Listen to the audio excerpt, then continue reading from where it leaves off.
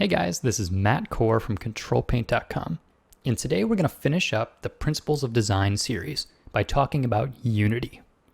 If I had to guess, I would assume I am not alone in coming to a certain point in an illustration and just feeling like it's not working. Something's not quite right and I can't figure it out. Well, probably what you're seeing is not bad drawing, but rather a lack of unity.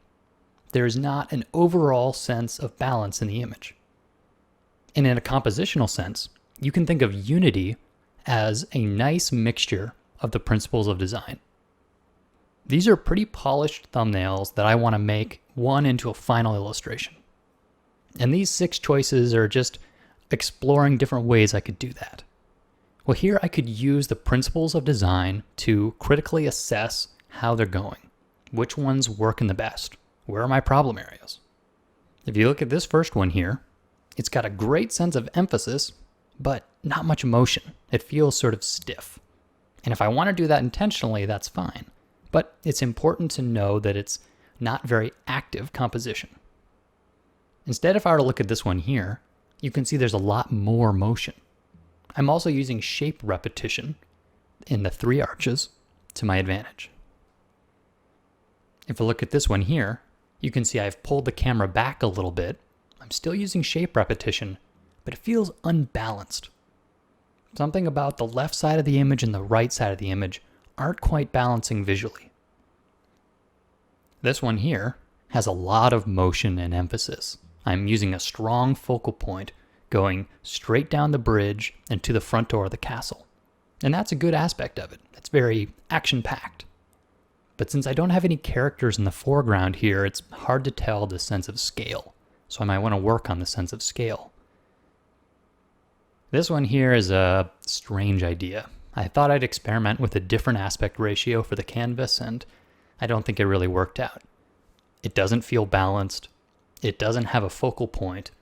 And really, there's no sense of storytelling here. So that one's out. This one has a totally different camera angle, and it makes for a really interesting sense of emphasis. The sense of scale is a bit harder to tell in this one though, because there's not much overlapping. But it does have a nice strong directional quality about the bridge.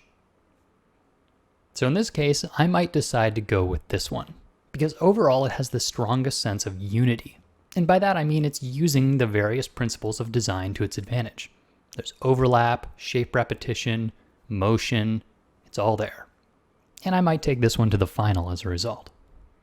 So looking for unity is a great way to critically assess your own work. What's working? What's not? The principles of design give you practical things to look for. So next time when you feel like there's something wrong with your image, try a couple things. First, try flipping the image horizontally. That is a great way to get some fresh eyes on it and see problems that you're missing. Something that felt like it was balanced before might be not very balanced when you get a fresh look at it. And if you really want a fresh look, just try going to sleep. In the morning, wake up, take another look at your painting, and then you might see some problems that you had no idea were there to begin with. Ultimately, Unity is not an exact science.